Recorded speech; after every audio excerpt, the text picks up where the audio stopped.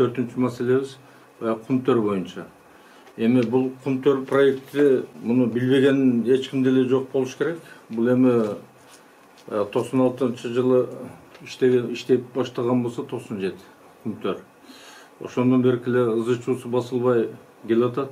Бул боюнча эми көп адамдар укмуш, байыды Кумтөрдүн артынан. Оппозиция болушту, башка болду. Эми элдин ичинде ар түрдүү сөздөр, бирөөсүн батыр десе, бирөөсүн уру дешип, бирөөсү качып кетти, бирөөсү андай болду. Эми кыскасы көп сөздөр да, бирок ушул малга чейин, ушул мезгилге чейин буга мындай мыйзамдуу жыйынтык же бир точка чек коюлган жери жок да. Азырга чейин эле Кумтөр темасы мындай ачык болуп келатат.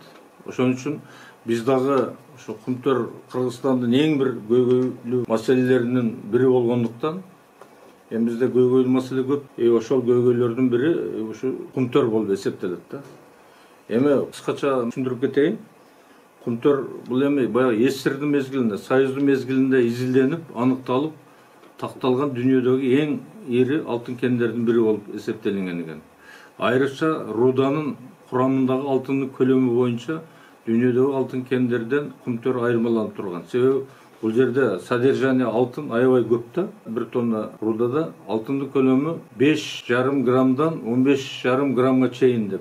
Кээ бир эмелерде жазылып атат, айрым участкаларда 35 граммга чейин жеткен деп. Бул өтө мындай рентабельный кен болуп эсептелет. Себеби алтын өзү баягы 2-3 граммдан өткөндөн кийин эле уже баягындай прибыльный болуп эсептелет да. Бул жерде 35 граммга жеткен болсо, бул өтө рентабельный кен болуп эсептелет. СССР мезгилинде аныкталганда жалпы Кумтөрдөн 105,6 миллион тонна руда казылып, өндүрүлгөн алтын 740,8 тоннага жетет деп атат да. Же болбосо 23,8 миллион унций алтын чыгат депчи. Мындайча алганда орточо көрсөткүч 7,03 граммды түзөт деп. Мен муну маалымат катарында айтып коюп атам, кийин бул маселеге дагы кайрылабыз. Биринчи жолку баягы генеральный соглашение деп коет.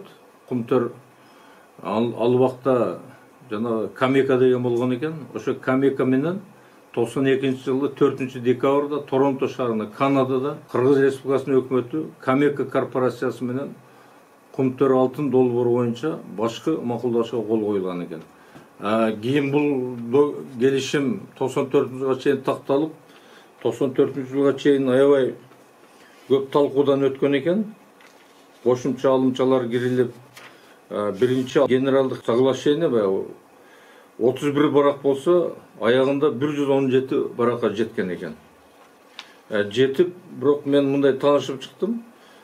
Ошого чейин 3 жолу жогорку кеңеш сессиясында дейт. 10 декабрь 92-жыл, 18 декабрь 93-жыл, 25 май 94-жылы, бир жолу жогорку кеңештин президиумунда 5 июль 93-жылы. Бир жолу жогорку кеңештин комитеттеринин биргелешкен отурумунда талкууланган. 7 жолу өкмөттүн отурумунда талкууланган. Мына даталар бар бул жерде. Аябай такталган экен да. Бирок мен ошол келишим менен таанышып чыгып, келишимдеги мен айрым пункттар менен силерди мындай тааныштырып кетмекчимин. Муну жанагы сүрөтүн да беребиз. Ошондо ошол договордун ичинде мындай эң маанилүү учурлары мен силерге айтып коеюн. Чалгындоого кеткен СССРдин убагында каражат $45 миллион Кыргызстанга кайтаруу деп эметкен. Баягы СССР жүргүзгөн чалгындоонун баасын кайтарыш жөнүндө. Анан үлүш 67% Кыргызстан, 33% Камека белгиленген.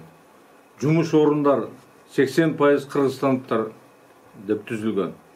Анан мындай пункту бар экен, Камека обязуется оградить Кыргызскую республику от любых убытков и ущерба, прямых и косвенных, если Камека нарушит свои обязательства по генеральному соглашению.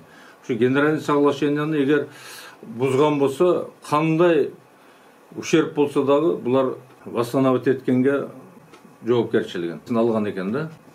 Келишимде атайын беренеде көрсөтүлгөн. Мөңгүлөрдүн үстүнө атыбал төгүүгө тыюу салынат депчи.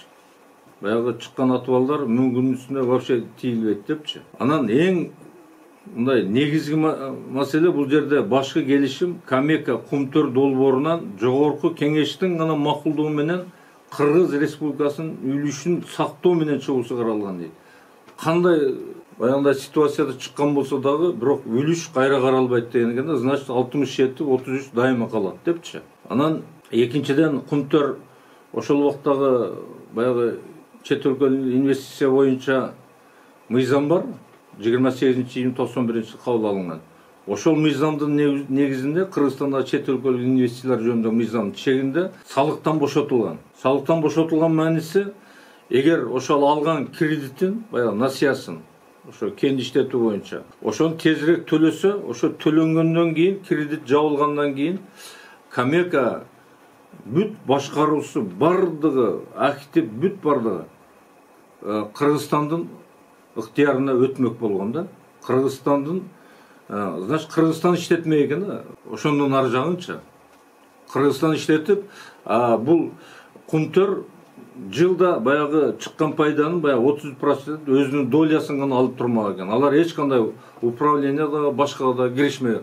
Генеральный соглашение ушундай болуп чечилген экен. Анан экинчи документ, эң кызыгы ушул жерден башталган да. 96-жылы, биринчи жылы добыча 97-жылы болуптур Кумтөрдө.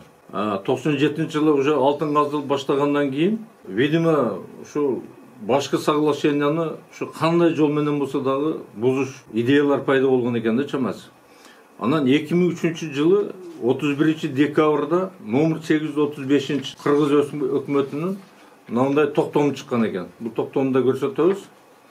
Токтом. Бул токтомду жазып атат. Кумтөр долбоорун реструктуралаштыруу жөнүндө деген токтом экен. Бул токтомду жазып атат. 4-пунктунда Кыргыз Республикасынын өкмөтүнүн Кумтөр холдинг компания жана Center Gold Inc ортосундагы инвестициялык макулдашуу күчүнө киргенден кийин 92-жылдын 4-декабрындагы башкы макулдашуу боюнча Кыргыз өкмөтүнүн жана Канаданын Камека Corporation компаниясынын ортосундагы иштерге карата алардын бардык милдеттенмелеринен жоопкерчилигинен бошотулат жана бул башкы макулдашуу андан ары жараксыз болот деп. Вот кызык ушул жерден башталып атат да. Эми өкмөттүн токтому менен биздеги баягы маалыматтар боюнча өкмөт ошондо танайып кол койгон. Өкмөт даже жанагы составындагы өкмөттүн составы бар да, бир эле премьер-министр эме кылбайт да. Составын чогултпайт, заседание өткөрбөй туруп токтом кабыл алынган токтом. Ошондо бул эми жоопкерчиликтин мындай ушунчалык ашыкчасы болуп атат да. Ушинтип, значит, договор бузулуп, значит, Сентера деген пайда болуп атат да. Анан долбоордун түзүмүн өзгөртүү деп долбоору жасашып, инвестициялык макулдашуу күчүнө кириши 2004-жылдын 22-июнда бул экинчи соглашение кирип атат. Жанагы өкмөттүн токтомунан чыккан жыйынтык боюнчачы. Ошентип, Камека өзүнүн башкы соглашение боюнча бүт милдеттеринен кутулуп кетип атат да. Куткарылып кетип. Ошол баягы бир да милдетин аткарбаптыр. Ошол боюнча баягындай комиссия түзүлүп, депутаттык башка эми аны бардын тарыгын билесиңер. Анан келип туруп баягы 2009-жылкы соглашение болот. 2009-жылы соглашение 24 апрель 2009-жылы между правительством Кыргызской республики, действующим от имени Кыргызской республики, далее правительство, и Кыргыз Алтын, и корпорация Камека, компания Center Gold Inc. Далее Center.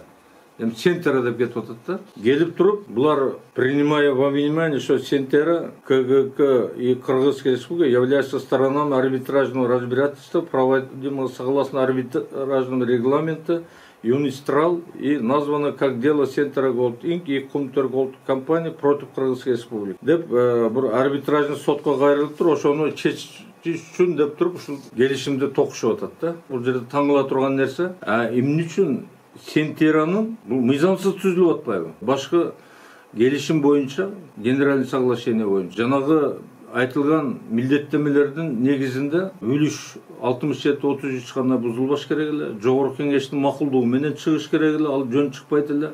Эмне үчүн өкмөттүн токтому менен гана чыгып кетип атат да? Эмне үчүн ушул нерсе ушул малга чейин оспаривать этилген эмес, талашкан эмес да. Башка эле депутация комиссия башка депчи. Анан азыр мындай пикир келип атат, просто баягы Сентеранын түзүлгөнү мыйзамсыз болуп атат да. Ошо мыйзамсыз түзүлгөн Сентеранын ошо мыйзамсыздыгын бекитиш үчүн эле ушул компаниялар жүргөн экен да. Кээ бирлер китеп жазышты, кээ бирлер оппозиция болушту, тартышты, башка кылды. Жалпы мындай биз эми мындай кылып эсептегенде ушу Кумтөрдүн ошо башкы соглашение боюнча аткарылбаган милдеттерин мындай алганда азыр бир 3 миллиард долларга чакын Кумтөрдөн акча өндүрүп алса болот экен да ошол проект боюнчачы. Эми бул эми дагы тактоону талап кылат, такташ керек. Ошон үчүн биз сунуш кылып атабыз. Значит, бу жерде биринчи Сентеранын түзүлгөндүн мыйзамдуулугун боюнча биз сотко кайрылышыбыз керек. Бул биринчи кадам болот.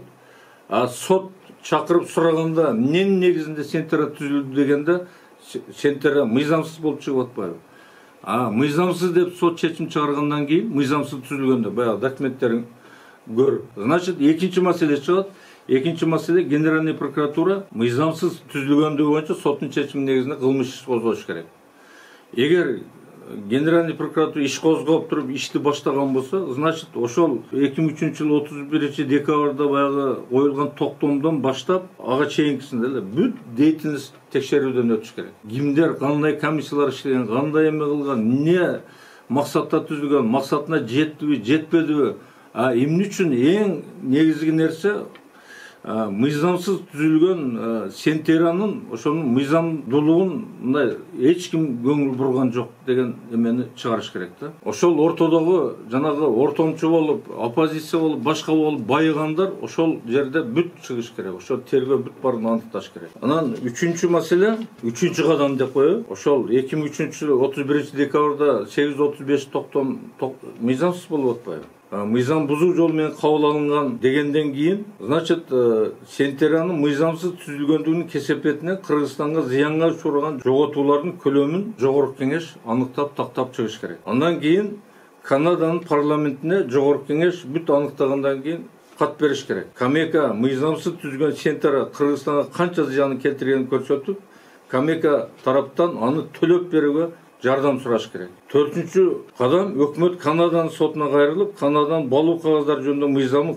Камека одоно орой бузганын таанууну суранат. 2003-жылы Сентера мыйзамсыз түзүлгөн деген соттун чечими чыгып, экинчи, үчүнчү кадамдан кийин 2003-жылдагы коррупциялык келишим автоматтык түрдө жокко чыгат жана 94-жылдагы башкы келишим кайра күчүнө кирет. Маселенин башы ушу менен чечилет. Мына ушундай жөнөкөй нерсени бүгүнкү күндө мына үлүшүбүз 26-6га түшүптүр. Бир андай болуп, бир мындай болуп отурупчу. Даже бир 15-16га да түшүп кеткен учур болду. Булардын зыяндарын ким төлөйт?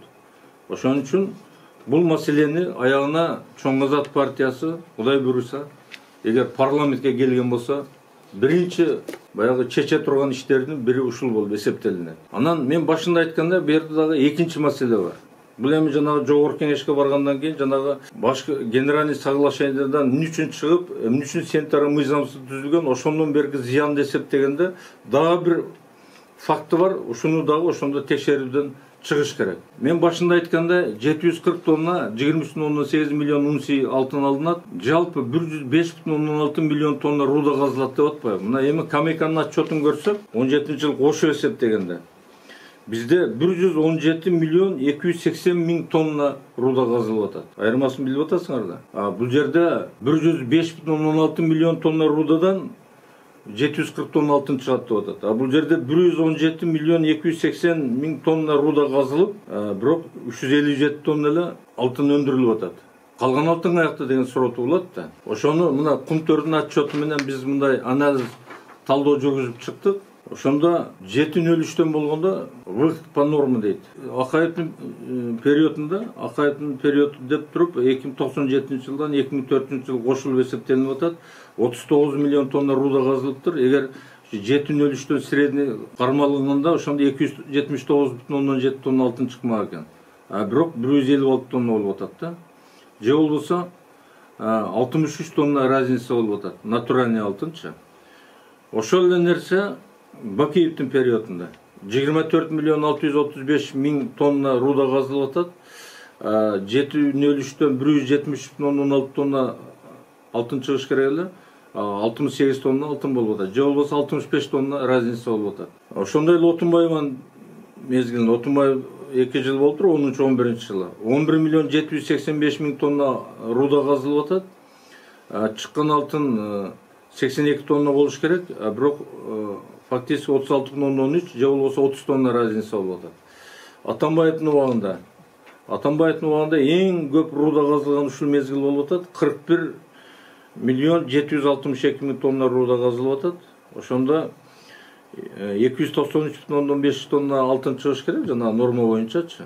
Фактически 96 чыгып атат. Же болбосо 133 тонна алтын кем чыгып атат. Выходко карагандачы. Ошентип эсеп, ошол мезгилдеги өзүнүн баасы менен эсептегенде, эми билесиңер, Акаевдин мезгилинде алтын арзан болгон. 1 грамм алтын 10 доллар, 10,3 доллар болгон да. 10,5 долларга жакын. Бакиевдин убагында алтын кымбаттаган, 23,5 доллар болгон. Отунбаевдин убагында дагы кымбаттаган, 45,2 долларга чыккан 1 грамм алтын. Мен унция эмес, граммды айтып атам. Атамбаевдин убагында бир аз түшкөн алтын. 1 граммы 42, средний айтып атам да, баягы средний эмеде 42,1 доллар болуп атат. Ошондо за счет занижения содержания золота Акаевдин периодунда ошол убактагы баа менен да 644 миллион 780 миң доллар суммага занижение болуп атат, потеря. Бакиевдин убагында 1 миллиард 534 миллион болуп атат. 1 миллиард 534 миллион 550 миң доллар. Отунбаевдин убагында 1 миллиард 383 болуп атат. Себеби алтын кымбат болуп атат да, 30 тонна ошончо болот экен да. Атамбаевдин убагында 133 тонна 42 доллар, 42,1 доллардан. Разница 5,640 миң 137 миң доллар болуп атат. Жалпы потеря 10 миллиард 202 миллион биз ошо за счет занижения алтын жоготуп атабыз. Значит, булардын бардыгын тактап текшерип, жанагы кумтөрдүн жана сентериясын мыйзамсыз түзүлгөндүгүн аныктагандан кийин булар бардыгы ишке аша турган нерсе, бардыгы ордуна кайтып, ордуна кое турган нерсе. Ошон үчүн эгер мына эл ушуга кайдыгер болбосо, ушу кумтөрдү аягына чейин турабыз, аягына чейин жыйынтык чыгарабыз десе, жалпы кыргыз эли биригип, бул эми почти 15 миллиард доллардын айланасында сөз болуп атат. Эгер муну компенсация кылып бөлүп бергенде деле ар бир адамга почти 3 миң доллардан жакындан акча болот экен да. Силер болсо азыр 2 миң сом, 3 миң сомго көпчүлүгү сатылып атасыңар. Ошон үчүн бул жерде мындай ойлоно турган маселе, биз ушул маселени мындай көтөрүп атабыз. Биз буга мүмкүнчүлүгүбүз да жетет, билимибиз да жетет. Кудай буйруса, эгер эл колдосо, бул маселелерди биз чечебиз. Эми чечиш керек да эми. Чечпесе ушинтип эле анан ушу сүдүрөлүп, ушу кемгалчылыктын азабын тартып жүрө беребизби? Булар кээ-бирлер мына кирип алып, оппозиция мына почти 20 жылдан бери элдин башын айландырышып, комиссиянын үстүнө комиссия, комиссиянын үстүнө комиссия, бирок бирөөнүн да эч кандай жыйынтыгы жок. Бирөөлөрүн герой кылып атабыз, бирөөлөрүн башка кылып атабыз. Кана ушул маселени биз айткандай кылып ким козгоду ушул чейин? Көрсө бул башынан эле мыйзамсыз болуп атпайбы? Мына ачык турат. Башкы генеральный соглашение эмне үчүн чыккан? Эми только жогорку кеңештин уруксаты менен чыгыш керек. Ошондо дагы жанагы үлүш сакталыш керек деген нормаларды мен жана окуп бердим. Көрдүңөр да эми. Анан кантип ушу токтомдун өкмөт токтом менен жокко чыгарып салат. Бул эми аябай бир мыйзамдуулуктун өтө мындай бузулганы. Эми ошонун артынан биз канча мамлекет зыян тартты, канча ызы-чуу. Бирок канча адамдар миллионер болду, миллиардер болду, көбү качып кетти, көбү ушул жерде жүрөт. Китеп жазып, башка кылышып, башты айландырып. Ошон үчүн эгер кумтөрдүн анығына жетебиз десек, мына биз козгоп атабыз, бизди колдоңуздар.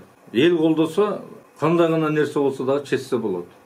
Бирок биз элди мына ачыгын айтып атабыз, анан элди алдабаш да керек да. Алдап, ушул малга чейин чечпей, мына ушул акыбалга Кыргызстанды алып келип отурат.